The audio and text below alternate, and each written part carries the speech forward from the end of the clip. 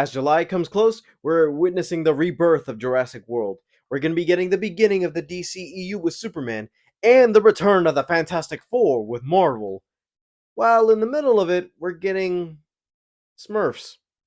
Hey, what's up, you guys? It's me, Derek, the review, back again with another video. So we got our actual first trailer for Smurfs, which I already got to say, with that little teaser they put out months ago, I got to say, this is not the movie I would have expected this to be.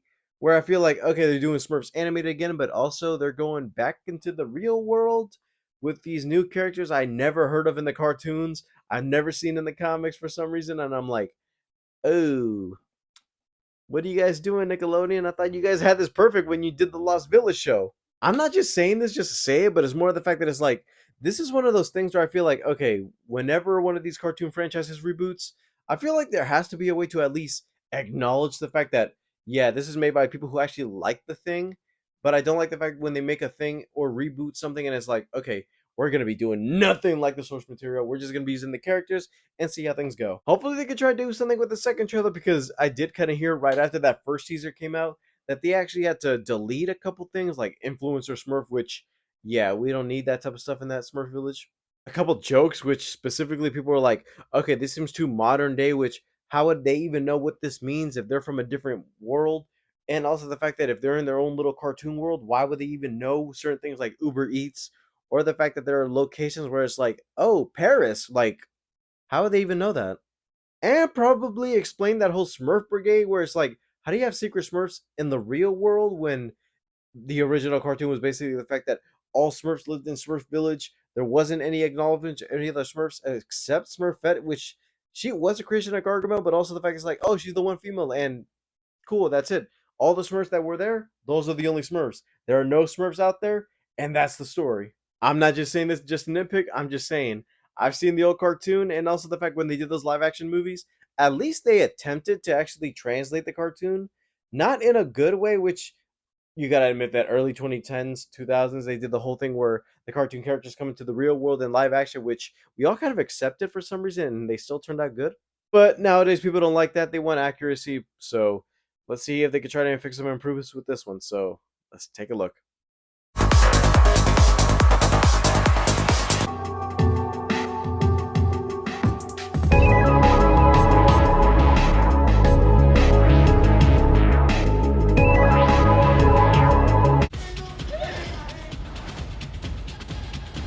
Whoa. Yeah, whoa.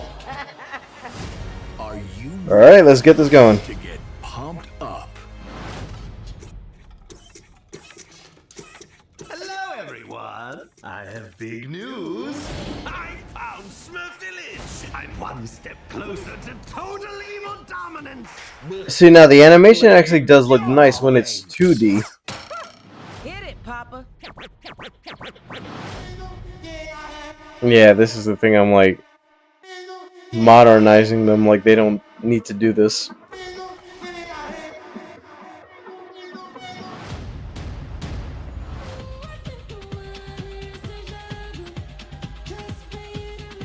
Like the La La song isn't even like a thing now.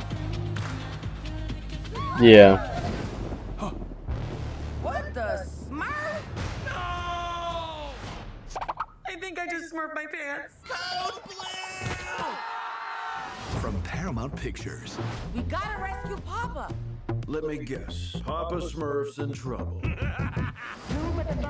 We're storming Rosamel's castle, and we take no prisoners. Except for Papa. We'll make sure and grab him. Everybody know what we came to do. We're gonna need help from the Snooter Poots. Snooter poots? What are they saying? This July, If we don't stop these wizards, it'll mean the end of the universe. Sound effects, Marv, can you back off? See, it's funny how when they're in their world it looks nice, but in the real world it's like they just inserted in. get ready Brace for impact. for an adventure that will blow you away. Come on. What the Smurf? Hold on, you little Smurf now. We're here to save everything. Is that James Gordon? Forever.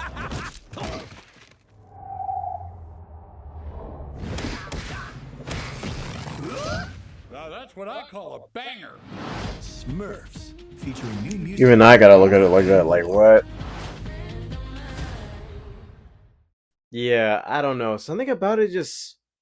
It feels like they're using new people just to make these things without actually acknowledging the fact that if you had fans who actually grew up with the property, they can actually create a new story. I don't know why they don't just do that and just say, yeah, let's do what the kids today like. And weirdly enough, I have to remember this too, but isn't it kind of weird that these are basically Cartoon Network, Hanna-Barbera style characters? But I feel like, why does Nickelodeon or Paramount even own them? Which I feel like, wait a minute, if they own the rights, why do they have them?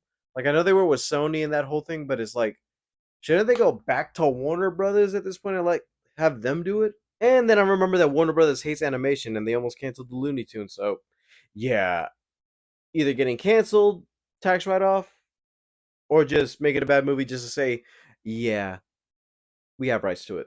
I know it seems a little bit too much, but it's more the fact that it's like, yeah, I'm not really going out to see it. I might on a random Tuesday, but I know that, yeah, I respect the fact that, oh, at least this is keeping those characters going. At least it reintroduces them to a new audience. But I'm like, kids today deserve better with some of the stuff out there.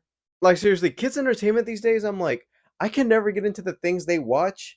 And some of it is a little bit brain rot for the most part. But I kind of miss the days of actually good animated movies.